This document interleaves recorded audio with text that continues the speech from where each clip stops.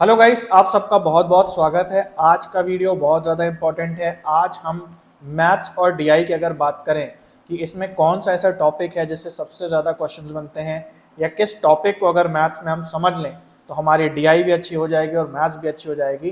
तो आज हम उसी टॉपिक की बात करने वाले हैं जिससे ऑलमोस्ट आपके 90% क्वेश्चंस जो हैं मैथ्स में आते हैं। और आज हम लोग बात करने वाले हैं परसेंटेज की। अब यहाँ पे काफ़ी बच्चों का क्वेश्चन हो सकता है कि भाई मैंने तो पेपर दिए हैं पिछले साल के, और उसमें मेरे पेपर्स में तो ऐसे कुछ खास क्वेश्चंस जो हैं परसेंटेज के नहीं आए थे। तो यहाँ मैं आपको इतना बता दूं कि भाई जो भी आपके अदर कंसेप्ट्स हैं, जैसे इंटरेस्ट, चाहे वो सिंपल और कंपाउंड इंटरेस्ट हो, चाहे वो प्रॉफिट एंड लॉस हो, चाहे वो डिस्काउंटिंग के सवाल हो, है ना, ये सब भी आपको आ जाएंगे अगर आपको परसेंटेज बहुत अच्छे से आता है। तो आज का वीडियो लंबा ज़रूर होगा, लेकिन इस वीडियो को पूरा देखना। इसको देखने के बाद आपको सारी इंसाइट्स मिल जाएंगी कि आपकी गलतियां कहाँ होती हैं, कौन कौन सी फाउंडेशन या बुनियाद की चीज़ें हैं, जो नींव है, बेसिक चीज़ें हैं जो आपको शायद नहीं आती हैं, जिसकी वजह से आप शायद परसेंटेज या अदर मैथ्स के सवाल नहीं कर पाते हैं। तो ए टू जेड शुरुआत से हम लोग बात करने वाले हैं, और आपके लिए मोस्ट रिकमेंडेड वीडियो है, ज़रूर से इसको पूरा देखना। तो क्लास को हम लोग स्टार्ट करते हैं, और उससे पहले बात करते हैं हमारे यूट्यूब चैनल की। जैसा कि आप सबको पता है, यहाँ पे हम टू द पॉइंट लेक्चर्स की बात करते हैं, टू द पॉइंट लेक्चर्स बनाते हैं पेपर 1 के हर एक टॉपिक पे, और सेक्शन वाइज यहाँ पे आपको फ्री में अपडेटेड प्लेलिस्ट मिल जाती है, जिससे आप अपने पेपर की तैयारी ज़्यादा अच्छे से कर सकते हैं। प्लस अगर एक स्टेप और ऊपर आप जाना चाहते हैं तो हमारी जो ऐप है Kumar education net seated app, इस पे आपको फुल कोर्सेज भी मिलते हैं और प्रीवियस ईयर क्वेश्चंस भी सेक्शन वाइज मिलते हैं, ताकि एग्जाम से पहले आप अच्छे से प्रैक्टिस कर पाएँ। और इसके अलावा अभी हमारा होली ऑफर भी चल रहा है, जिसमें जो कोर्स है वो काफ़ी सस्ता है। आपको प्रोमो कोड यूज़ करना है होली, और जनरली ये 26 मार्च तक का था लास्ट डेट, बट इसकी लास्ट डेट 2 दिन बढ़ा दी गई, क्योंकि काफ़ी बच्चे कह रहे थे कि भाई हम नहीं अवेल करा पाए ऑफ़र। तो आज रात 12 बजे तक ये, इसके बाद ये ऑफ़र नहीं रहेगा। तो ज़रूर से इस ऑफ़र का लाभ उठाएं, और अगर कुछ भी फ्री डेमो वगैरह लेना है तो ये व्हाट्सएप नंबर है, इस पर ज़रूर से चैट करें। तो चलिए गाइस, आगे बढ़ते हैं और आज हम बात करते हैं परसेंटेज बेसिक्स की। तो सबसे पहले समझते हैं कि परसेंटेज या प्रतिशत होता क्या है। तो यहाँ पे लिखा है कि percentage is a way to express a number as a fraction of 100। सबसे पहले इसको थोड़ा सा माइंड में रखो, अभी बात करेंगे इसके बारे में। आगे लिखा है it is often use to compare proportions, part value, है ना, और to express how much a value is increase और डिक्रीज। तो ये डेफिनेशन क्या कह रही है? ये डेफिनेशन ऐसा नहीं है कि कहीं मुझे नेट पे मिल गई, मैंने खुद से बनाई है ये डेफिनेशन, ताकि मैं आपको वो सारी चीज़ें जो ज़रूरी हैं परसेंटेज में जानने के लिए, आपको 2-3 लाइनों में समझ में आ जाए। तो जैसे मैंने बोला, परसेंटेज अगर आप अच्छे से समझ गए तो प्रॉफिट एंड लॉस भी वही चीज़ होती है, कोई अलग चीज़ नहीं होती। इंटरेस्ट एंड डिस्काउंटिंग भी आपका इसी के अंदर से आ जाएगा। तो सबसे पहले समझते हैं परसेंटेज क्या है। तो यहाँ लिखा है परसेंटेज या प्रतिशत जो है किसी नंबर को 100 बना के दर्शाने का एक तरीका है। कोई भी जो नंबर है, जब हम उसको पूरा का पूरा 100 मान लेते हैं तो उससे एक काम जो है वो हमारा आसान हो जाता है। वो कौन सा काम आसान हो जाता है? उस नंबर के प्रपोर्शंस या उस नंबर के जो अलग अलग हिस्से हैं उनको समझ पाने का काम, या उस नंबर के जो अलग अलग पार्ट्स हैं उनको समझ पाने का काम आसान हो जाता है। जैसे एक छोटा सा एग्जांपल लेते हैं। मान लीजिए कि एक व्यक्ति है, उसकी सैलरी है 2000 रुपये। इस 2000 में से वो 200 रुपये अपने बच्चे की स्कूल की फीस दे देता है। इसमें से 1000 रुपये जो है इसका फूड या घर का जो राशन है खाने का, उस पर खर्चा है। और इसके अलावा 300 रुपये जो है ये इसका अदर, मान लो इसका अदर खर्चा है।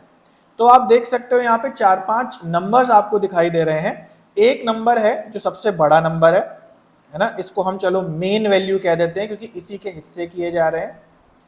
और इस मेन वैल्यू के आप देख सकते हो कई अलग अलग क्या बने हैं, पार्ट्स बने हुए हैं। तो इसको हम पार्ट 1 बोल देते हैं, इसको हम पार्ट 2 बोल देते हैं, और इसको हम पार्ट 3 बोल देते हैं, है ना।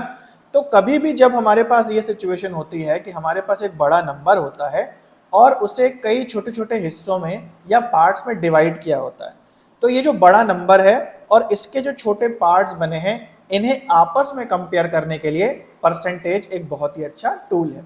जनरली हम लोग परसेंटेज से डरते हैं कि भाई ये क्या सवाल आ गया, इसमें क्या फॉर्मूला लगेगा, लेकिन परसेंटेज आपको डराने के लिए नहीं बनाया गया है। परसेंटेज नंबरों को और अच्छे से समझने के लिए, और जो भी आप देख रहे हैं अपने स्क्रीन पे उसको और आसान बनाने के लिए बनाया गया। तो परसेंटेज काम कैसे करता है? परसेंटेज ऐसे काम करता है कि जैसे मान लो कि आपको ये जानना है कि मान लो ये फीस का पैसा है 200 रुपये, कोई व्यक्ति 2000 रुपये कमाता है, अपने बच्चे की फीस दे रहा है 200 रुपये की। अगर कोई व्यक्ति सीधे सीधे तौर पे ये जानना चाहता है कि भाई मैं जो टोटल सैलरी कमाता हूं उसका कुल कितना हिस्सा, है ना, साइज के रूप में कितना हिस्सा जो है मैं अपने बच्चे की फीस के रूप में दे रहा हूं, तो उसको समझने के लिए अगर वो इस 2000 को 100 के बराबर मान ले, कि मान लें कि मैं 2000 नहीं 100 रुपए कमाता हूं, तो इसको 100 के मानने के, जब हम इसको 100 के मानक में मान लेते हैं तो उसके हिसाब से ये फीस का प्रतिशत कितना है वो हमको निकल के आ जाता है। तो किसी भी मेन वैल्यू या किसी भी वैल्यू के जब टुकड़े किए जाते हैं तो उसे जब हम 100 मान लेते हैं तो उसके हिस्से जो उसके बाद निकल के आते हैं उसे समझना आसान हो जाता है। जैसे फॉर एग्जांपल अगर इस मेन वैल्यू को हम 100 मान लेते हैं तो उसके बाद ये फीस जो 200 निकल के आई है ये कितनी हो जाएगी? अभी हम जल्दी से परसेंटेज निकाल के आपको बता रहा हूं। तो ये जो 200 है, अगर पूरे 2000 को हम 100 मानते हैं तो ये जो 200 है ये हमारा हो जाएगा 10 के बराबर, यानी कि 10%। तो इस तरीके से हमें ये हिस्सों को जानने में आसानी होती है कि हाँ भाई चलो अगर मेरी सैलरी जो है 2000 रुपए है तो मैं अपनी सैलरी का 10% जो है अपने बच्चे की स्कूल की फीस पे लगा रहा हूं। और उसी तरीके से 1000 रुपए जो मैंने खाने पे लगा दिए तो उसका भी मैं प्रतिशत निकाल सकता हूं। तो अगर मेरी सैलरी 2000 रुपए है तो ये 1000 रुपए कितना है? 50% है। तो इससे मुझे आइडिया लगेगा काफी अच्छे से कि हाँ भाई देखो 2000 में से 50% यानी आधे रुपए तो मैं अपने खाने पे खर्चा कर दे रहा हूं। तो जब भी हम जो बड़े बड़े नंबर्स होते हैं उनको जब प्रतिशत में बदल देते हैं तो प्रतिशत में बदलने पे जो उसके हिस्से निकल के आए हैं अलग अलग, उनको समझने में आसानी होती है। आई होप आप समझ गए होंगे। तो इसका मतलब कि इसके अंदर दो चीजें तो होना जरूरी हैं। सबसे पहले एक बड़ी वैल्यू होगी और दूसरा उसके कुछ हिस्से बने होंगे। जैसे मान लीजिए कोई व्यक्ति है, उसकी जायदाद में 1 लाख रुपए हैं और बोला जाए कि इसके 2 बेटे हैं, मान लो ए और बी। अगर बोला जाए कि ए को इसने 40% जायदाद दे दी जबकि बी को इसने 60% अपनी जायदाद या प्रॉपर्टी दे दी, तो अब यहां पे क्या है, अगेन दो चीजें हमें देखने को मिलती हैं। सबसे पहली तो यहां पे एक मेन वैल्यू है। मेन वैल्यू मतलब वो सबसे बड़ी वैल्यू जिसका कि बंटवारा होना है, जिसके कि हिस्से होने हैं। और उसके बाद उसके अलग अलग पार्ट्स निकल आते हैं जो कि पार्ट वैल्यू होती हैं। तो जब भी आपको एक बड़ी वैल्यू के हिस्से करने की क्वेश्चन में दिया होगा या उस हिस्से करने वाली कोई बात होगी तो वहां पे प्रतिशत जरूर से यूज होगा, है ना। तो आई होप आपको ये बात समझ में आ गई। बाकी इसका फॉर्मूला क्या है वो अभी हम लोग आगे देखने वाले हैं। तो ये हो गई हमारी पहली बात कि परसेंटेज क्या है, a way of expressing a number as a fraction of 100। किसी भी मेन वैल्यू, किसी भी बड़े नंबर को जब हम 100 करके दर्शा देते हैं और उसके अकॉर्डिंगली उनके हिस्सों को भी अलग अलग दर्शाते हैं तो वो प्रतिशत के द्वारा दर्शाने का तरीका उन हिस्सों को कहा जाता है।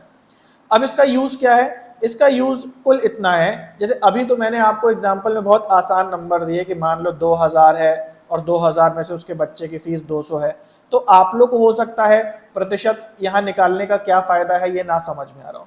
लेकिन जब बहुत बड़े बड़े नंबर होते हैं, जैसे मान लो किसी व्यक्ति की सैलरी है 1983928 रुपीज और अगर इसके बच्चे की फीस है 19208 रुपीज, तो यहाँ पे थोड़ा सा समझना मुश्किल है कि भाई आखिर कितना हिस्सा जो है इसके बच्चे की फीस है। ऐसी जगह पे जब हम मेन वैल्यू को 100 के बराबर मान लेते हैं तो उसके बाद इसका हिस्सा एक्चुअल कितना है वो निकालना परसेंटेज से समझना बहुत आसान हो जाता है। ओके, आई होप आपको समझ में आ गया होगा। बेसिक सी चीज थी, अगर नहीं भी आया है तो आप फॉर्मूला रट लें, उससे आपका काम हो जाएगा। तो हमने एक चीज की बात कर ली कि परसेंटेज का यूज जो है वो पार्ट वैल्यू को समझने में, हिस्से जो निकालते हैं बड़ी बड़ी वैल्यूज के, उनको समझने में हमें आसानी प्रदान करता है। अब समझ लेते हैं कि आखिर कैसे हम प्रतिशत निकालते हैं किसी भी वैल्यू का, है ना। तो इसका फॉर्मूला यहाँ पे दिया गया है, फॉर्मूला ऑफ परसेंटेज पार्ट। जब कोई हिस्सा हम निकालते हैं किसी बड़ी वैल्यू से, तो वो कितने प्रतिशत है उस बड़े वैल्यू का, वो छोटा हिस्सा उस बड़े वैल्यू का कितना प्रतिशत है, ये जानने का एक फॉर्मूला है। वो फॉर्मूला क्या है? Main value into percentage rate upon 100 जब हम कर देते हैं तो हमें पार्ट वैल्यू जो है वो मिल जाती है। जैसे अभी जो सवाल में हमने देखा था उसको एक बार फिर से देखते हैं। जैसे मैंने आपको अभी भी सवाल दिया था कि एक व्यक्ति के पास अगर 1 लाख रुपए हैं, उसमें से ये क्या करता है कि इसके 2 बेटे हैं, एक को देता है 40% रुपए और दूसरे को देता है ये 60% रुपए। तो अब यहाँ पे जो 1 लाख रुपए है वो क्या है? वो एक मेन वैल्यू है, मतलब सबसे बड़ी वैल्यू जिसके की हिस्से होने। उसके बाद अब हम लोग बात करते हैं 40% क्या है? ये एक रेट है। रेट का मतलब एक दर है कि कितने दर से इसका टुकड़ा किया जाना है, इस मेन वैल्यू का टुकड़ा किया जाना है। तो ये पहला रेट है और ये दूसरा रेट है ना। तो अब फॉर्मूले के हिसाब से हम क्या करेंगे, अगर हमें ये पता करना हो कि ये जो टोटल 1 लाख रुपए हैं इसके कितने टुकड़े होंगे और हर एक पार्ट वैल्यू जो है वो क्या आएगी, तो इसके लिए हम क्या करते हैं, जैसे मैंने आपको बताया फॉर्मूला है main value into rate upon 100 equals to part value. ठीक है, आई होप ये बात आपको समझ में आ गई। अब सिंपली आप यहाँ पे वैल्यू, आप यहाँ पे जो भी आपको वैल्यूज दी हैं क्वेश्चन में वो आप रख देंगे तो आपका आंसर आ जाएगा। जैसे फॉर एग्जाम्पल अगर हमें पता करना है कि ए का ये जो 40% है ये आखिर कितना है, तो हम क्या करेंगे, यहाँ पे हम लिखेंगे 1 लाख और इसको गुणा करेंगे 40 से, क्योंकि 40% का रेट है, ये दर है। इसको 100 से भाग करेंगे और हमारा आंसर आ जाएगा 40,000, है ना। तो इसका मतलब क्या है, ए को कितने रुपए मिले? 40,000 रुपए मिले। और ये 40,000 क्या है? 1 लाख का पार्ट है, हिस्सा है। तो ये जो 40,000 है क्या है? ये पार्ट वैल्यू है। तो 3 चीजें हैं यहाँ पे, 3 प्रकार के वेरिएबल हैं, मेन वैल्यू, परसेंटेज की दर, और जब इसके साथ हम ये फॉर्मूला बनाते हैं यहाँ पे जो है, तो उससे हमारा निकल के आता है पार्ट वैल्यू, है ना। आई होप आपको इस बात समझ में आ गई। अब कुछ क्वेश्चंस करते हैं तो आपको और अच्छे से ये बात समझ में आ जाएगी। जैसे इस सवाल को हम देखते हैं, लिखा है for example if you have 20 apples and you want to know how many apples will be 25% of the total apples. अगर आपके पास 20 एप्पल हैं और आपको पता करना है कि ये 20 एप्पलों का 25% आखिर कितना होगा, तो आप इसी फॉर्मूले से इसको निकाल देंगे। तो 20 गुणे 20 क्या है? मेन वैल्यू है, टोटल एप्पल्स। दर क्या है? रेट क्या है? 25 और बटे 100 कर देंगे, सेम फॉर्मूला लगा देंगे। तो पार्ट वैल्यू यानी कि जो 25% जो हिस्सा हम निकाल रहे हैं, पार्ट हम निकाल रहे हैं कितना है, यानी कि 5 एप्पल्स आ जाएगा। तो जो 20 एप्पल हैं उनका जो 25% हिस्सा है वो क्या है? 5 एप्पल का है। तो आई होप ये चीज आपको समझ में आ गई होगी। अब कुछ क्वेश्चंस हम लोग करेंगे, उससे आपको ये चीजें और अच्छे से क्लियर हो जाएंगी। जैसे एक क्वेश्चन हमारे सामने है, ध्यान से इसको देखो। लिखा है in a class 50 students 82 cleared JEE exam, how many did not clear it. तो 50 लोगों का या 50 स्टूडेंट्स की एक क्लास। तो सिंपल सी बात है कि ये हमारी क्या है? मेन वैल्यू है। 50 क्या है? Main value. अब इसका एक हिस्सा दिया है, क्या हिस्सा दिया है? कह रहा है कि ये जो 82% बच्चे हैं इस क्लास में, इनका जेईई एग्जाम पास हो गया। अब पूछ रहा है कि कितने बच्चे हैं जिनका कि जेईई एग्जाम पास नहीं हुआ। आपको एक बात बहुत अच्छे से समझनी है कि जो मेन वैल्यू होती है, जैसे मैंने आपको शुरुआत में बताया कि इसको हम क्या मानते हैं? 100 मानते हैं या 100% मानते हैं, है ना। तो मेन वैल्यू हमेशा किसके बराबर होती है? जो सबसे बड़ी वैल्यू है जिसके कि टुकड़े होने हैं, वो होती है 100% के बराबर। अब कह रहा है ये जो 100% है, इसमें से 82% बच्चे जो हैं वो पास हो गए। तो कितने बच्चे पास नहीं हुए हैं ये आपको कैसे पता पड़ेगा? जब आप 100 में से 82% माइनस कर देंगे, तो इससे आपके पास बच जाएगा 18%। इसका मतलब कितने बच्चे जो हैं, अगर 82% बच्चे पास हो गए हैं तो कितने परसेंट बच्चे जो हैं वो पास नहीं हुए हैं? वो हैं 18% बच्चे। हमसे पूछ रहा है कितने बच्चे हैं एक्चुअली जो पास नहीं हुए हैं। तो हमें क्या करना है? सिंपली 50% का 18% निकाल देना है। तो निकाल देंगे 50 इंटू 18/100 और हमारा जो आंसर है वो आ जाएगा। तो 18 को अगर आप 5 से गुणा करते हैं तो आ जाएगा हमारा 9, है ना, 90 आएगा, नीचे 10 है और कट जाएगा, काट पीट के हमारा आंसर आएगा 9। तो टोटल कितने बच्चे हैं जिनका क्लियर नहीं हुआ? टोटल 9 बच्चे हैं जिनका क्लियर नहीं हुआ। अगला देखते हैं, अगला क्वेश्चन देखते हैं। यहां लिखा है the price of a pair of trousers was decreased from 120 to 90। कह रहा है एक पैंट है, ट्राउजर है, उसका कीमत कितनी है? 120। अब क्या है कि 120 पहले कीमत थी, लेकिन प्रेजेंट में जो कीमत है वो कितनी हो गई है? 90 रुपए हो गई है या $90 हो गई। अब कह रहा है कि कितने प्रतिशत जो है इसकी कीमत गिरी है। अब देखो, एक तरीके से प्रॉफिट एंड लॉस का सवाल भी हो सकता है, लेकिन हम यहाँ परसेंटेज में क्यों कर रहे हैं? क्योंकि हर जगह परसेंटेज ही लगता है। एक बार आपको परसेंटेज समझ में आ गया तो प्रॉफिट एंड लॉस भी वही बातें हैं, बस कुछ टर्म बदल जाते हैं। इंटरेस्ट एंड डिस्काउंटिंग में भी कुछ टर्म बदल जाते हैं, नियम यही लगेगा जो मैं आपको बता रहा हूँ। तो यहाँ क्या कह रहा है कि जो कमी हुई है, कितने प्रतिशत कमी हुई है। तो सबसे पहले हमें निकालना पड़ेगा कि कमी आखिर हुई कितनी है ना। तो 120 की पैंट अगर 90 की हो गई तो कमी कितने की हो गई? 30 की कमी हो गई। अब हम ये मालूम कर लेंगे कि ये जो 30 है ये 120 का कितना प्रतिशत है। जैसे 120 क्या है, यहाँ पे मेन वैल्यू है, 30 क्या है, यहाँ पार्ट वैल्यू है। फॉर्मूला मैंने बताया कि मेन वैल्यू को जब रेट से गुणा करके 100 से भाग देते हैं तो पार्ट वैल्यू आ जाती है। अब यहां हमें पार्ट वैल्यू हमारे पास है, हमें पार्ट वैल्यू ज्ञात नहीं करनी, हमें क्या करना है, क्या ज्ञात करना है? परसेंटेज रेट ज्ञात करना है कि कितने प्रतिशत कमी हुई है। तो हम क्या करेंगे, सारी वैल्यूज पुट कर देंगे। जैसे मेन वैल्यू हमारे पास 120 है, रेट हमको पता नहीं तो हम वहां आर ही रखेंगे, और पार्ट वैल्यू है हमारी 30। अब इस समीकरण को हम लोग सॉल्व करेंगे, यानी कि 100 इधर ऊपर जाके गुणा हो जाएगा, 120 यहां नीचे आके भाग में आ जाएगा, और उसके बाद हमारे पास क्या बचेगा? 30 इंटू 100/120। तो 1 0 कट जाएगा, यहां पे 4 आ जाएगा, और यहां पे आ जाएगा 5, यानी कि हमारे पास टोटल आ जाएगा 25, है ना। तो कितने प्रतिशत की कमी हो गई? 25% की कमी हो गई। आई होप आपको समझ में आ रहा है मेन वैल्यू क्या होती है, पार्ट वैल्यू क्या होती है, और रेट क्या होता है। इन तीनों के बेसिस पे ही हमारे काफ़ी ज़्यादा सवाल जो हैं वो हो जाते हैं। जब भी एक बहुत बड़ी वैल्यू के हिस्से होने होते हैं तो वो जो हिस्से हैं वो कितने प्रतिशत के हैं, या कभी कभी प्रतिशत दिया हो, हमें उन हिस्सों को बताना होता है। ये सारी की सारी चीज़ें जो हैं किससे होती हैं? परसेंटेज के इस फॉर्मूले से होती हैं, जो कि है main value into rate upon 100 equals to part value. Okay, अब एक बहुत इंपॉर्टेंट चीज ये है कि कभी कभी हमें इतना लंबा प्रोसीजर ना करके इसे बहुत शॉर्ट में करना होता है। जैसे फॉर एग्जांपल अगर मैं आपसे पूछूं कि जो मान लो मेरे पास 30 रुपए हैं, ठीक है, अगर मैं बोलूं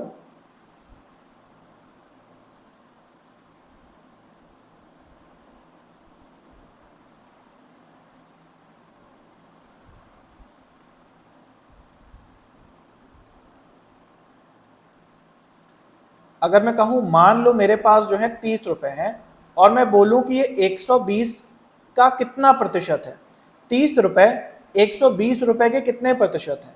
तो अभी जो मैंने आपको फॉर्मूला बताया उससे भी आप कर सकते हो कि main value into rate upon 100 equals to part value में हम लोग मेन वैल्यू 120 रख देंगे, पार्ट वैल्यू 30 रख देंगे, आगे पीछे ऊपर नीचे करके रेट हमारा निकल आएगा। लेकिन आपको इस काम में थोड़ा फास्ट होना है, यानी कि अगर आपसे रेट पूछा जाए तो आपको सीधे पता होना चाहिए कि पार्ट वैल्यू इंटू 100 को अगर हम मेन वैल्यू से भाग दे देते हैं तो इससे हमारा रेट निकल आता है, प्रतिशत की दर निकल आती है। जैसे अगर मैं आपसे पूछूं कि जो ₹30 है वो ₹120 का कितना प्रतिशत है, तो आपकी इतनी प्रैक्टिस होनी चाहिए कि आप इतने लंबे प्रोसीजर को ना फॉलो करके आप तुरंत बोलो 30 गुणा 100/120 करेंगे तो हमारा आंसर निकल आएगा, है ना। तो ये चीज आपकी कैसे होगी? जब आप जो बेसिक्स हैं उसको बहुत ज्यादा क्वेश्चंस लगा के अच्छे से प्रैक्टिस करोगे। अब बात आती है कैसे आप बेसिक्स लगाओगे, कैसे आप क्वेश्चंस को प्रैक्टिस करोगे? सिंपल है, गूगल पे सर्च कर लो परसेंटेज इजी क्वेश्चंस, है ना।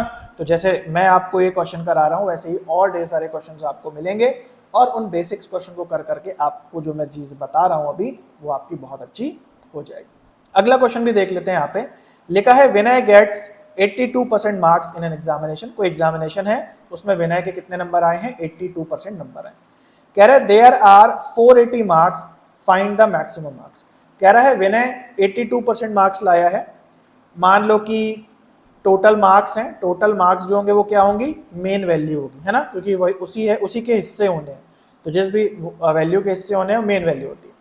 कह रहा है कि ये जो टोटल मार्क्स हैं, जो मेन वैल्यू है, उसमें विनय का स्कोर है 82% और ये 82% जो है ये हैं 480 मार्क्स। कह रहा है कि फिर कितने मैक्सिमम मार्क्स का पेपर है, यानी कि जो मेन वैल्यू जिसको कि हम हमेशा 100% मानते हैं, ये जो 100% है ये फिर कितना होगा? तो सिंपल है, ये भी उसी फॉर्मूले से होगा, बट यहां पे हमें क्या है कि मेन वैल्यू नहीं पता, हमें रेट पता है कि कोई टोटल मार्क्स हैं जिसका 82% विनय ने स्कोर करा है। ये जो 82% स्कोर है ये कितना निकल के आ रहा है? टोटल 480 निकल के आ रहा है। तो मेन वैल्यू निकालने के लिए क्या करेंगे? जो इधर समीकरण में 480 है, इसमें 100 गुणा हो जाएगा और 82 से हम इसको भाग दे देंगे। आइए, आपको समझ में आ रहा है? और इसी को आप बहुत फास्ट भी कर सकते हो जब आपकी बहुत, ये तो मैंने आपको 2 स्टेप में बात बताई कि पहले आप फॉर्मूले में वैल्यू रखोगे, उसके बाद आप समीकरण में चीज़ों को आगे पीछे करोगे। लेकिन इन चीज़ों में आपको बहुत फास्ट हो जाना है कि हाँ भाई, अगर 82% 480 है तो 100% कितना होगा? 480 गुणा 100 बटे 82। ऐसे करके आपको कैलकुलेशन कर लेना है। मतलब आपको कंफ्यूज बिल्कुल भी नहीं होना है कि आपको बस एक फॉर्मूला पता है और बार बार आप उसमें वैल्यू पुट कर रहे हो और उसके बाद आप आंसर निकालने की कोशिश कर रहे हो। निकल वैसे भी आएगा, लेकिन जब आगे के सवाल आएंगे जो थोड़े कॉम्प्लिकेटेड होंगे, तो ये जो बेसिक स्टेप्स है ना, इनमें आपको अल्ट्रा फास्ट हो जाना है। तो ये मैं आपके ऊपर छोड़ता हूँ, क्योंकि एक वीडियो से या 10 वीडियो से या 100 वीडियो से मैं आपको परसेंटेज या मैथ्स बहुत अच्छे से आपके दिमाग में नहीं डाल सकता। मैं आपको केवल कंसेप्ट क्लियर करा सकता हूँ, और वो जो आपकी अपनी प्रैक्टिस होगी, जब आप इसे बार बार करोगे तो आप इसमें और अच्छे होते चले जाओगे, है ना। तो मेन वैल्यू निकल आएगी जब आप इसको कैलकुलेट करोगे। ओके, ठीक है। तो ये वैल्यू जो है हमारी, जब हम इसको कैलकुलेट करेंगे तो 585 आ जाएगी, यानी कि टोटल 585 मार्क्स का पेपर है, जिसमें से 82% विनय ने स्कोर करा, और ये 82% कितने के बनते हैं? 480 मार्क्स बनते। तो ये तो हो गया परसेंटेज का पहला नियम, पहला फॉर्मूला, जिसकी हम लोग ने अभी अभी बात कर ली। क्या, किसकी बात की?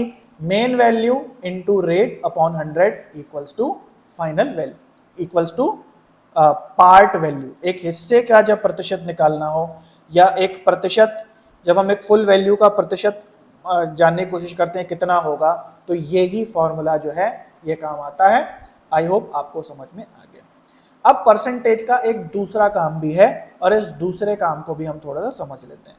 तो डेफिनेशन में आगे लिखा हुआ है, या तो पार्ट वैल्यू और प्रोपोर्शंस को समझने में परसेंटेज का यूज होता है, और या तो express how much a value is increased और डिक्रीज्ड। अगर कोई वैल्यू में उतार चढ़ाव हो रहा है, जैसे मान लो कोई सामान आज 100 रुपए का है, कल वो 120 रुपए का हो गया, फिर अगले दिन वो 30 रुपए का हो गया, फिर अगले दिन वो मान लो 150 रुपए का हो गया, तो पिछले वैल्यू के मुकाबले में कितने प्रतिशत कोई सामान का मूल्य बढ़ा है या उसका मूल्य घटा है। तो जो इंक्रीज और डिक्रीज है, इसको जानने में भी परसेंटेज का यूज होता है। इसका एक अलग फॉर्मूला है, इसको भी अभी हम लोग देख लेते हैं। ओके, तो यहां पे परसेंटेज इंक्रीज या डिक्रीज के बाद जो वैल्यू आती है उसको हम बोलते हैं फाइनल वैल्यू। अभी जो हमने फॉर्मूला देखा उसको हम किसका फॉर्मूला बोलते हैं? पार्ट वैल्यू का फॉर्मूला। जब एक मेन वैल्यू है और हमने बोला है कि इसके कुछ हिस्से हुए हैं, मान लो एक बच्चे की फीस देनी है, एक छोटा हिस्सा एक सैलरी का, तो उसका हमने फॉर्मूला देखा, पार्ट वैल्यू निकालने का फॉर्मूला देखा। अब हम फाइनल वैल्यू, यानी कि इंक्रीज और डिक्रीज के बाद कोई वैल्यू क्या बन जाती है, उसका फॉर्मूला देखने वाले। जैसे मान लीजिए किसी व्यक्ति की जो सैलरी है वो 1000 रुपए, और ऐसा बोला जा रहा है कि इस महीने उसकी सैलरी बढ़ गई है और इस व्यक्ति को 20% का बोनस मिल रहा है।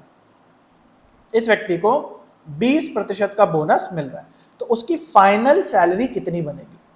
अभी आप बात समझे कि अब क्या बात हो रही है। अब 1000 का हिस्सा निकालने की बात नहीं हो रही है, अब ये बात हो रही है कि जो 1000 रुपए हैं अब ये 20% बढ़ जाएंगे, और अब पूछा आपसे जा रहा है कि ये बढ़ने के बाद कितने हो जाएंगे। तो इसका भी जो फॉर्मूला है वो बहुत सिंपल है। जैसे यहाँ पे लिखा है कि जब भी इंक्रीज की बात होगी, है ना, तो ये फॉर्मूला लगेगा। इंक्रीज करके जो वैल्यू आएगी उसको हम क्या बोल रहे हैं यहाँ पे, फाइनल वैल्यू, है ना। तो जो फाइनल वैल्यू है, जब इंक्रीज की बात होगी तो उसका फॉर्मूला क्या होगा, main value into 100 plus rate upon 100, है ना। पार्ट वैल्यू में क्या था कि ये 100 प्लस नहीं आता था, फॉर्मूला सेम वही है। पार्ट वैल्यू जब हमें चाहिए होती है तो यहाँ 100 प्लस नहीं केवल रेट आता था, लेकिन जब हमें फाइनल वैल्यू चाहिए, जब उसमें हमें जो है एक बढ़ोतरी होकर के चीज आ रही है हमारे सामने, तो यहाँ पे 100 प्लस रेट है और देन अपॉन 100। लेकिन मान लीजिए इसका उल्टा भी हो सकता है। मान लीजिए किसी व्यक्ति की सैलरी 1000 रुपए है और इस बार उसको फाइन लग गया, और इस बार जो उसकी सैलरी आएगी वो 100% घट करके आएगी। तो ठीक जो फाइनल वैल्यू है अब वो मेन वैल्यू से छोटी हो जाएगी, क्योंकि अब उसकी सैलरी पुरानी वैल्यू से भी कम में आ रही है, कम पैसे उसको मिल रहे हैं। तो यहाँ पे जो फॉर्मूला है वो क्या हो जाएगा, final value equals to main value into 100 minus R upon 100। बाकी सब सेम रहेगा। जब फाइनल वैल्यू बढ़ जाए, कोई बोनस मिला, बढ़ोतरी हो गई, तो यहाँ पे फॉर्मूले में लिखा है 100 प्लस आर। लेकिन मान लो वैल्यू घट गई, चालान कट गया, जो है कुछ पनिशमेंट मिल गई, उसकी वजह से पैसे कट गए, है ना, सैलरी काट ली गई, तो फिर यहाँ पे 100 माइनस आर लिखा जाएगा। प्रैक्टिकल करके भी देख लेते हैं आखिर इसका क्या मतलब है। जैसे मैंने बोला फॉर एग्जाम्पल किसी व्यक्ति की सैलरी 1000 रुपए है और हम बोलें कि उसे 20% जो है वो बोनस मिलेगा, अपनी सैलरी का 20% जो है वो बोनस मिलेगा, तो उसकी फाइनल सैलरी यानी फाइनल वैल्यू क्या हो जाएगी।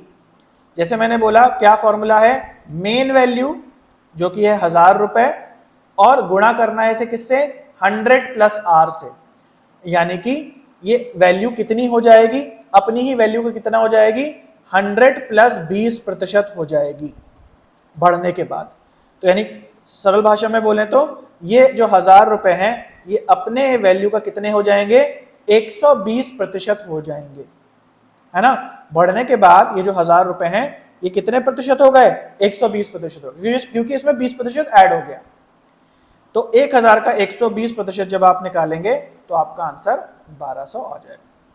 ठीक, इसका उल्टा भी हो सकता है। मान लो 1000 रुपए हैं और फाइन पड़ गया 30% का, तो अब ये जो 1000 रुपए हैं, ये जो मेन वैल्यू है, हमने शुरुआत में बोला था ना 100% होती है, तो ये जो 1000 रुपए हैं अब 100% नहीं होंगे, अब कटेंगे। कितने कट रहे हैं, 30% कट रहे हैं। तो ये जो 100% थे इसमें से कितना चला जाएगा, 30 चला जाएगा, है ना। अब इसका प्रतिशत निकलेगा, यानी कि जो 1000 रुपए हैं अब ये कितने बन गए, मात्र 70% रह गए अपने वैल्यू के। इसीलिए फॉर्मूले में इसीलिए क्या है, 100 final value equals to 100 minus R upon 100, है ना। तो पहले 1000 रुपए अपने आप में कितनी थी, मेन वैल्यू 100% थी। अब इसमें से क्या हो गया कि फाइन लग गया 30% का, तो 100% पहले थी, 30% माइनस कर दिया, अब ये अपनी वैल्यू का 70% ही रह गया। तो अब फाइनल वैल्यू जो है 7000 आएगी। आई होप आपको ये फॉर्मूला समझ में आ गया।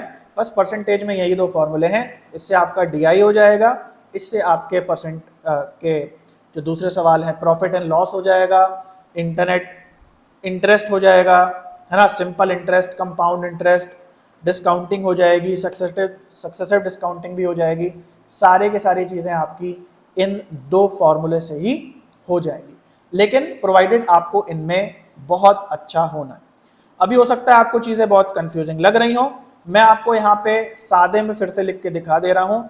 दो प्रकार के फॉर्मूलों की हमने बात की है। सबसे पहला फॉर्मूला हमने बात की पार्ट वैल्यू निकालने का। पार्ट वैल्यू निकालने का फॉर्मूला है main value into rate upon 100 equals to part value, है ना। जब किसी बड़े वैल्यू के हिस्से होने हैं तो ये फॉर्मूला आप यूज करते हैं। दूसरा मैंने आपको फॉर्मूला बताया फाइनल वैल्यू का। फाइनल वैल्यू का फॉर्मूला है main value into 100 plus minus rate upon 100 equals to final value.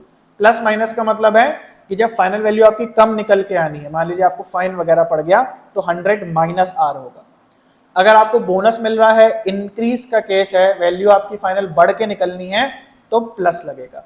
अगर ये दोनों फॉर्मूले आपको आ गए हैं तो आपका परसेंटेज और परसेंटेज के साथ जितने भी कंसेप्ट मैंने आपको बताए वो सारे के सारे आपके क्लियर हो जाएंगे। सिंपली आपको क्या करना है, आपको नेट पे सर्च करना है परसेंटेज इजी क्वेश्चंस, जितने ज़्यादा हो सके परसेंटेज के इजी क्वेश्चंस लगाने। तो चलिए ये इंक्रीज डिक्रीज वाला जो केस था इसके हम कुछ क्वेश्चंस लगा लेते हैं और उसके बाद हम लोग प्रीवियस ईयर क्वेश्चंस भी लगाने वाले हैं परसेंटेज के। ओके, तो यहाँ पे लिखा है अ bag of crisp costs 200 rupees, है ना। कोई चिप्स का जो बैग है उसकी कीमत है 200 रुपये। कह रहा है शॉप वाले ने डिस्काउंट कर दिया 15% का। अब देखो डिस्काउंटिंग का कहने को क्वेश्चन है, लेकिन आप परसेंटेज में भी कर सकते हैं इसको, क्योंकि कुछ और नियम यूज ही नहीं होना है। कह रहा है शॉपकीपर ने 15% इसका मूल्य कम कर दिया, तो अब ये इसकी नई कॉस्ट जो है वो कितनी होगी। तो जैसा आपको पता है 200 रुपये मेन वैल्यू है, मेन वैल्यू हमेशा 100% होती है। कह रहा है इसमें डिस्काउंट लग गया 15% का, यानी कि 100 माइनस 15 कर दिया, कितना आ गया 85% हो गया। तो फाइनल वैल्यू अब कैसे निकलेगी, 200 रुपये का हम डायरेक्टली 85% निकाल देंगे, तो आई थिंक 170 आ जाएगा, है ना। तो इसको ये गलत लिखा है, यहाँ पे हटा देते हैं, 200 रुपये का था। आई होप आपको समझ में आ गया कि वही चीज हमने करी ना, 100 माइनस आर। तो क्या फॉर्मूला बताया था, main value into 100 minus R upon 100 equals to final value.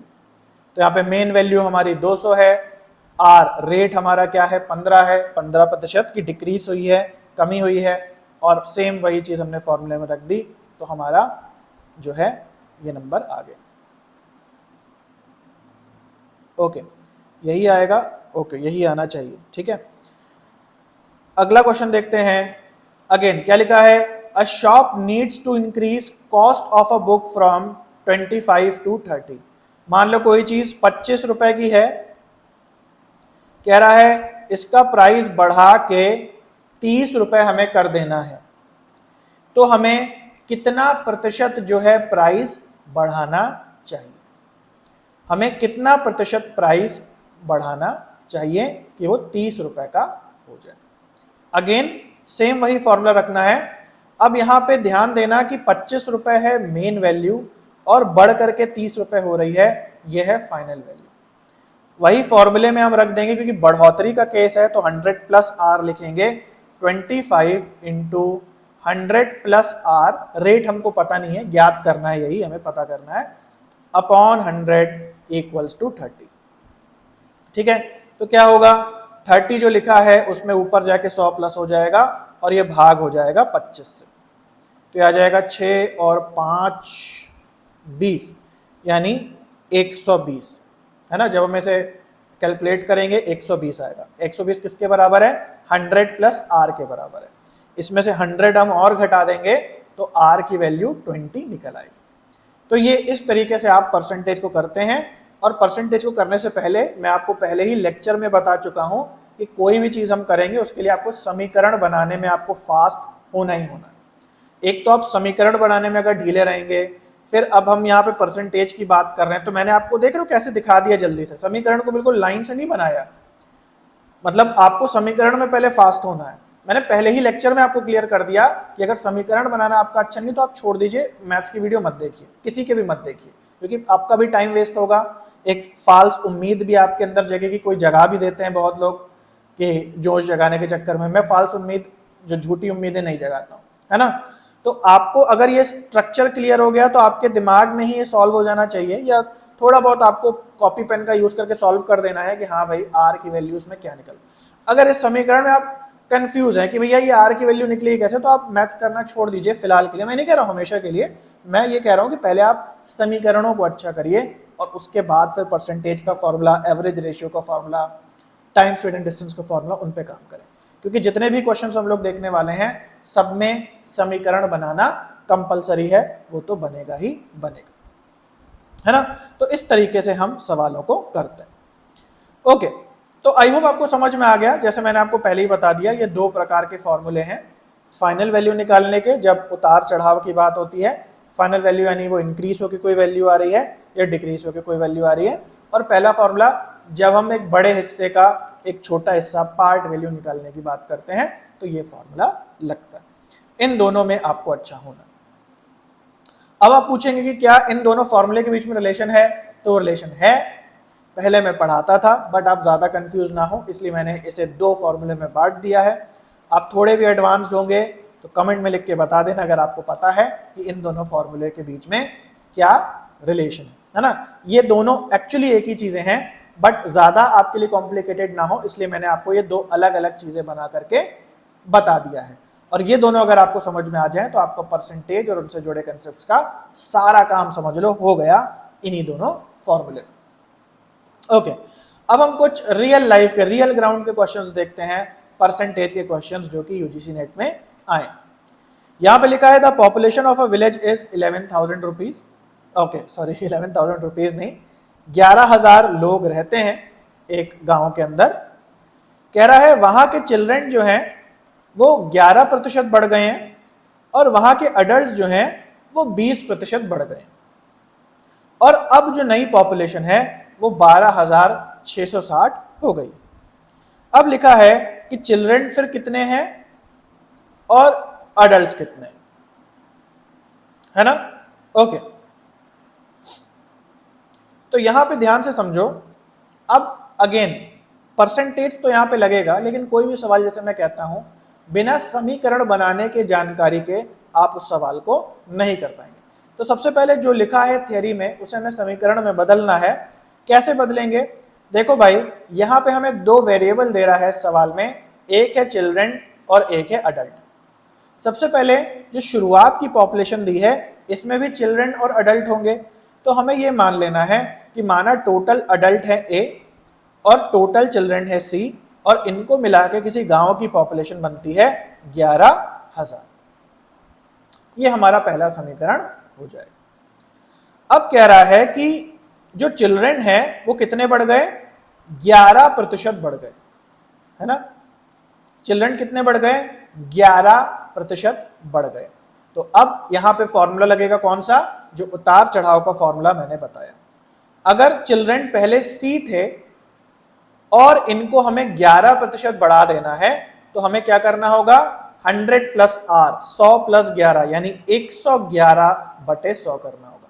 इससे हमारी फाइनल वैल्यू यानी कि बढ़े हुए चिल्ड्रन आ जाएंगे जो कि 1.1C होगा। तो चिल्ड्रन क्या हो गए? बढ़ गए, 11% बढ़ के कितने हो गए?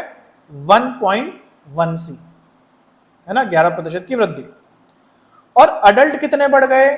20% बढ़ गए। तो अडल्ट पहले कितने थे? A अडल्ट थे।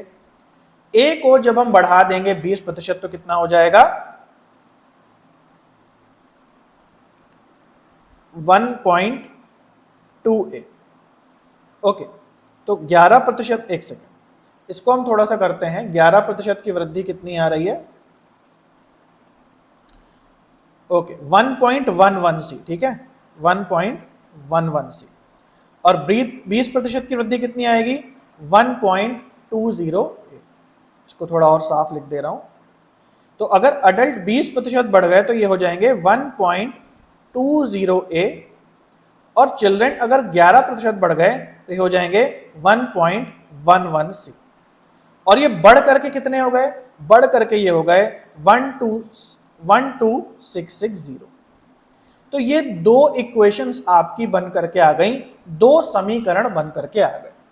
तो बेसिकली ये समीकरण का सवाल है, दो वेरिएबल वाले समीकरण का सवाल है, लेकिन जो इसमें इंक्रीमेंट हो रहा है इसके लिए आपको परसेंटेज का फॉर्मूला लगाना जरूरी था, उसी से आपका दोनों का इंक्रीज निकल करके आया।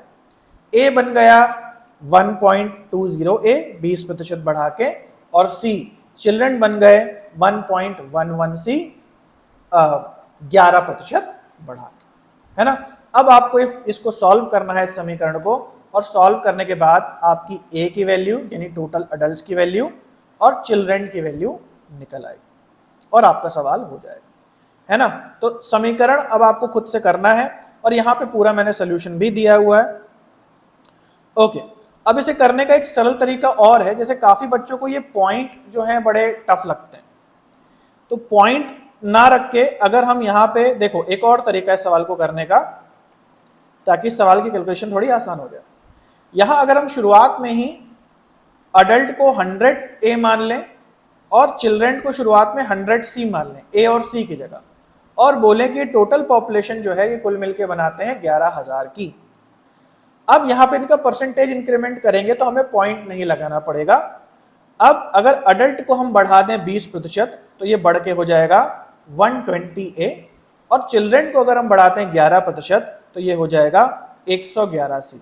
अब ये कुल मिलकर के हो गए 12660। अब ये जो समीकरण बना, अब इसमें पॉइंट नहीं आ रहा, तो जिन बच्चों को भी पॉइंट से डर लगता है, आप कोई बड़ा नंबर भी वेरिएबल में 100 भी लगा सकते हो ए और सी के पहले, ताकि आपका जो परसेंटेज इंक्रीमेंट हो रहा है वो बहुत आसानी से हो जाए और पॉइंट आपको ना दिखाई दे। अब इसको भी आप कर सकते हैं। तो इस तरीके से ये सवाल यहाँ पे किया गया है कि शुरुआत में 100 सी प्लस 100 ए को 11,000 माना गया है, और दूसरी इक्वेशन बनाई गई है 111 C plus 120 A equals to 12660, और इन दोनों को सॉल्व करके ए की वैल्यू आई है 100 सी और 100 ए की वैल्यू जो है वो 6000 और 5000 आ गई, है ना। तो समीकरण आपको बनाने आना चाहिए, और परसेंटेज के जो मैंने आपको दो फॉर्मूले बताए उनसे आपका ये सवाल बड़े आराम से हो जाएगा। अगर आप करना चाहते हैं तो आप वीडियो को पॉज करके खुद से कर सकते हैं, फिर एक्सप्लेनेशन पे पॉज करके भी उसको समीकरण कैसे हल हुआ इसको भी देख सकते हैं। और अगर आप पेड कोर्स में हैं तो ऑब्वियसली आपको ये प्रीवियस ईयर क्वेश्चंस में एक्सप्लेनेशन भी दिखाई देगा साथ में। ओके, अगला क्वेश्चन देखते हैं। A person spends 20% of his money for clothes. कोई इंसान है वो अपने जो पैसे हैं उसका 20% खर्च कर देता है कपड़ों पे, 10% किताबों पे, 9% गिफ्ट पे और 7% अन्य आइटम्स पे, और आखिरी में उसके पास 5400 रुपीज बचते हैं। तो उसके पास एक्चुअली कितने पैसे थे शुरुआत में? अगेन अब ये सवाल उतार चढ़ाव का नहीं है, इससे पहले वाले क्वेश्चन में इतना बढ़ गया है ना, ये था इंक्रीज का क्वेश्चन था, अब ये पार्ट वाला क्वेश्चन है तो वो पहला पार्ट वाला फॉर्मूला यूज होगा। मान लो कोई पर्सन है उसके पास टोटल x रुपीज हैं, क्या कह रहा है, इन x रुपीज में इसने 20% खर्चा कर दिए क्लोथ्स पे, फिर 10% खर्चा कर दिए बुक्स पे, फिर 9% खर्चा कर दिए गिफ्ट पे, और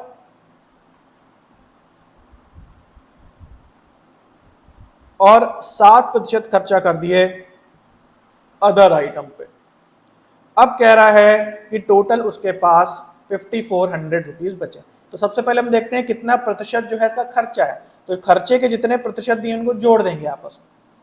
तो 20 और 10 30 हो गया, 9 7 16 हो गया, तो 16 यानी कि टोटल कितना आ जाएगा, 46% इसने खर्चा कर दिया। हमने सारे प्रतिशत जोड़ दिए। अब एक बात बताओ कि कोई व्यक्ति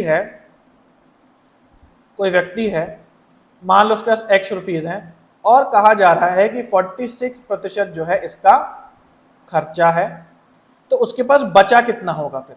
अब जो मेन वैल्यू है वो तो 100% होती है ना, 100% होती है, तो अगर 46 खर्चा कर दिया है तो बचा कितना होगा, 100 माइनस 46 कितना आ जाएगा, 54। इसका मतलब अगर 46% खर्चा कर दिया, 54% इनके पास अभी भी बचा है।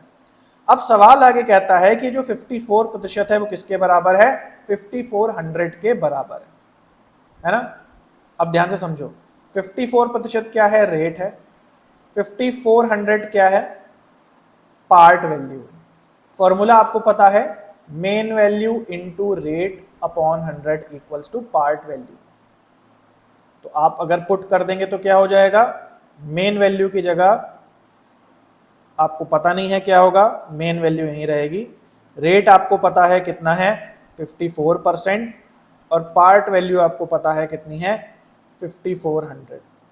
अब क्या इस समीकरण से आप मेन वैल्यू निकाल सकते हो? बिल्कुल निकाल सकते हो। अगर आपने आज ही इस कंसेप्ट को सीखा है तो धीरे धीरे फॉर्मूले में वैल्यू पुट करके आगे पीछे करके निकालें। अदरवाइज आपकी इतनी प्रैक्टिस हो जानी चाहिए कि आपके सामने लिखा है 54%, अगर 5400 है तो 100% कितना होगा। सिंपल आपको तुरंत इसको कर लेना है, 5400 इंटू 100 अपॉन 54, तो आपका 10,000 आ जाएगा, यानी कि जो टोटल वैल्यू है वो 10,000 है ना। तो इजी होता है, बस आपको थोड़ी सी प्रैक्टिस चाहिए। एक्सप्लेनेशन ये दिया हुआ है, इससे भी आप देख के कर सकते हैं। तो इस तरीके से आपको सवाल करने जो है वो आना चाहिए। अब हम लोग एक और सवाल देखते हैं। सवाल थोड़ा कॉम्प्लिकेटेड है, लेकिन फिर वही पार्ट वैल्यू वाला फॉर्मूला लग रहा है, और ये सारे प्रीवियस ईयर क्वेश्चन के सवाल हैं, मतलब इसी लेवल के सवाल आपके एग्जाम में आएंगे परसेंटेज के अंदर से। यहाँ पे लिखा है कॉम्पिटिटिव एग्जाम है और सन 2000 में हुआ। टोटल 6 लाख बच्चों ने इस एग्जाम को दिया, 40% पास हुए इस एग्जाम में, है ना। जितना दिया है उससे हम डायग्राम बना लेते हैं। कह रहा है मेन वैल्यू कितनी है, टोटल कितने बच्चे हैं, 6 लाख। 6 लाख को आप 100% भी बोल सकते हो, main value is always equals to 100%। कह रहा है 6 लाख में 40% बच्चे जो हैं वो क्या हैं, पास हैं। तो आपको इससे तुरंत पता चल गया फेल कितने हो गए, फिर 60% बच्चे फेल हो गए। अगली कहानी दी है इसके बाद, इस कहानी के बाद 40% of the total students were females and the rest were males. अब एक अलग हिसाब दिया हुआ है, तो ये तो पास और फेल का हिसाब हो गया। अब एक अलग हिसाब दिया है कि ये जो टोटल 6 लाख बच्चे हैं, है ना, इसमें अब मेल फीमेल का हिसाब दिया है। कह रहा है कि 40% जो है फीमेल्स हैं, तो 40% क्या है यहाँ पे, फीमेल्स। तो मेल्स कितने हो गए इन 6 लाख बच्चों में, 60%। अब यहां पे भी 40-60 लिखा है, यहां पे भी 40-60 लिखा है, इससे कंफ्यूज मत होना। वो 40-60 फेल और पास का है, ये 40-60 मेल फीमेल का है। इस 40-60 और इस 40-60 में कोई समानता नहीं है ना। आई होप इतना तो आपको पता ही होगा। तो ये 60% क्या हो गया, ये मेल्स हो गए, बाकी 40% फीमेल्स। अब अगली कहानी क्या कह रहा है, the pass percentage among the male was 50%। कह रहा है टोटल 50% मेल्स जो हैं वो पास्ड हैं, तो कितने प्रतिशत फीमेल्स पासिंग में आएंगे। अब ध्यान से समझो क्या कह रहा है। यहां पे देखो, अगर 40% फीमेल्स हैं 6 लाख में, तो 60% मेल्स होंगे, ये बात हमको पता है। अब कह रहा है कि टोटल मेल जो पास हुए हैं ना, वो 50% पास हो गए, मतलब ये जो 60% मेल है इसमें आधे लोग पास हैं। तो सबसे पहले पता करो कि ये 60% हैं कितने मेल्स। तो 6 लाख का 60% कितना होगा, सबसे पहले आप ये निकाल लो, है ना। 6 लाख आपके पास है, इसका 60% यानी कि टोटल मेल्स आकर होंगे कितने, 36, 1, 2, 3, 4, यानी 3,60,000। तो मेल्स कितने हो गए यहाँ पे, 3,60,000। कह रहा है इन 3,60,000 में से कितने मेल्स पास्ड हैं, आधे मेल पास्ड हैं। 3,60,000 का आधा कितना होगा, 3 लाख का आधा होगा 1.5 लाख, और 60,000 का आधा होगा 30,000, यानी 1,80,000 मेल्स जो है वो पास हैं। इस नंबर को याद रखना, ये नंबर बहुत ज्यादा इंपॉर्टेंट है। 1,80,000 मेल पास हो गए, ठीक है, ओके। अब हम यहां आते हैं। अब ये जो पहला हमने डायग्राम बनाया जिसमें कह रहा है कि टोटल 6 लाख बच्चे हैं, जिसमें से 40% टोटल पास हुए हैं मेल फीमेल मिला के। तो मेल फीमेल की बात इस चार्ट में कही जा रही है, यहाँ केवल फेल और पास की बात कही जा रही है। तो 40% बच्चे जो हैं यहाँ पे पास हैं। तो सबसे पहले निकाल लो पास हैं कितने। तो इसके लिए आप क्या करोगे, 6 लाख का 40% निकाल लोगे, 6 लाख इंटू 40/100, वही लग रहा है ना formula, main value into rate upon 100 equals to part value. तो यहाँ पे 24, 1, 2, 3, 4, यानी ये आ गया हमारा 2,40,000 लोग पास हुए टोटल मेल फीमेल मिला के। अब हमको पता है टोटल 2,40,000 लोग पास हुए हैं, और इनमें जो मेल्स हैं वो 1,80,000। तो अगर मेल्स 1,80,000 है तो फीमेल्स कितने होंगे, माइनस कर दोगे आपस में। तो 2,40,000 में से आप 1,80,000 माइनस कर दो। सबसे पहले 1,40,000 माइनस कर दो तो 1 लाख बचेगा, फिर उसमें से 40,000 और माइनस कर दो तो 60,000 बचेगा। तो टोटल फीमेल्स जो पास हुई वो कितनी है? 60,000। ये चीज समझ में आ गई? फीमेल टोटल कितनी है? 6 लाख में टोटल फीमेल जो है 40% है। जो 40% फीमेल्स हैं इसमें से 60,000 फीमेल्स जो है वो क्वालिफाई हुई हैं, पास हुई हैं। तो फीमेल का परसेंटेज पास होने का कितना है? कितने प्रतिशत फीमेल्स पास हुई? तो सबसे पहले ये पता करो कि फीमेल्स हैं कितनी। तो अगर 60 लाख में से 3,60,000 मेल्स हैं तो फीमेल्स कितनी हैं? 2,40,000 फीमेल्स हैं। तो ये जो 60,000 फीमेल पास हैं ये 2,40,000 का कितना प्रतिशत है ये आपको पता करना है और आपका काम हो जाएगा। ठीक है?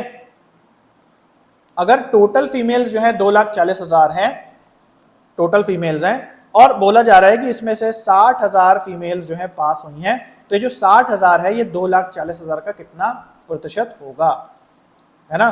तो यहां मेन वैल्यू क्या हो जाएगी? जो टोटल फीमेल्स हैं, टोटल फीमेल्स कितनी है? 2,40,000, और पार्ट वैल्यू क्या है? पासिंग फीमेल्स कितनी है? 60,000। अब आपको बताना है कि जो 60,000 है ये कितना प्रतिशत है 2,40,000 का। तो जल्दी से कर लो, उस फॉर्मूले से भी कर सकते हो स्लो तरीके से, और फास्ट भी कर सकते हो। इसे 100 से गुणा करके 2,40,000 से भाग दे दो तो कितना निकल आएगा? हमारा आंसर निकल आएगा 25%। इसका मतलब 25% फीमेल्स जो है वो पास हुई, है ना? आई होप आपको समझ में आ गया। ये सवाल थोड़ा कॉम्प्लिकेटेड था, और ये सवाल जो है मैंने इसलिए आपको कराया, ये DI इंस्पायर्ड सवाल है। डेटा इंटरप्रिटेशन के जो क्वेश्चन आएंगे वो इस हिसाब से होंगे। जिन बच्चों को लेक्चर नहीं समझ में आया, आप इस लेक्चर को दोबारा देखें, मेरे साथ साथ लगा करके करें तो आपको समझ में आ जाएगा। बैठे बैठे देखते देखते कुछ भी नहीं समझ में आएगा, सब कुछ सर के ऊपर से जाएगा, है ना? तो आई होप आपको ये तो इस वीडियो से क्लियर हो गया होगा कि भाई क्या क्या चीजें हो रही हैं, कैसे कैलकुलेशन की जाती है। अगर आपको कुछ चीजें नहीं आती हैं तो आपको एक इंस्पिरेशन मिलेगा कि हाँ भाई आपको कुछ ऐसा होना है। जनरली क्या होता है, आपके सामने सवाल को सॉल्व कर दिया जाता है बहुत अच्छी प्रेजेंटेशन से, और आपको लगता है आ गया सवाल, लेकिन भैया एक एक सवाल को रटना नहीं होता, आपके दिमाग का फंडा क्लियर होना चाहिए। और मैंने बहुत रफली आपके सामने सवाल करा वो जानबूझ के करा। मैं भी आपके सामने बहुत नीट प्रेजेंटेशन दे सकता था ताकि आपको एक्चुअल में पता पड़े कि सवाल को कैसे किया जाता है और कितनी से आपकी स्पीड होनी चाहिए पकड़ने की। अगर आपको ये लेक्चर समझ में आ गया तो आप मैथ अच्छा कर ले जाएंगे, परसेंटेज खासकर। अगर आपको लेक्चर नहीं समझ में आया तो आपको बहुत स्लो स्टेप से बेसिक परसेंटेज के क्वेश्चंस को करते करते आगे बढ़ना है। नेट में जो सवाल आपको कराए गए किसी वीडियो में आपने देखा, उसको रटना नहीं है भैया, उससे सवाल आपको आएगा नहीं। आपको इस लेवल पे पहुंच जाना है कि जो वीडियो मैंने आपको बताई वो आपको समझ में आ जाए, क्योंकि मैंने जानबूझ के एक कॉलेज टीचर के तरीके से पढ़ाया, एक प्राइमरी मैथ्स टीचर के तरीके से जानबूझ के नहीं पढ़ाया, क्योंकि वो आप रट लोगे फिर अगर आप इतने बेसिक लेवल पे कर रहे हो तो। आई होप आपको समझ में आ गया मैं क्या कहना चाह रहा हूं। और ये बातें अगर आपको समझ में आ गई तो profit and loss, interest and discounting, ये सब कुछ आपका समझ लो कवर हो गया और सब कुछ आपको समझ में आ गया।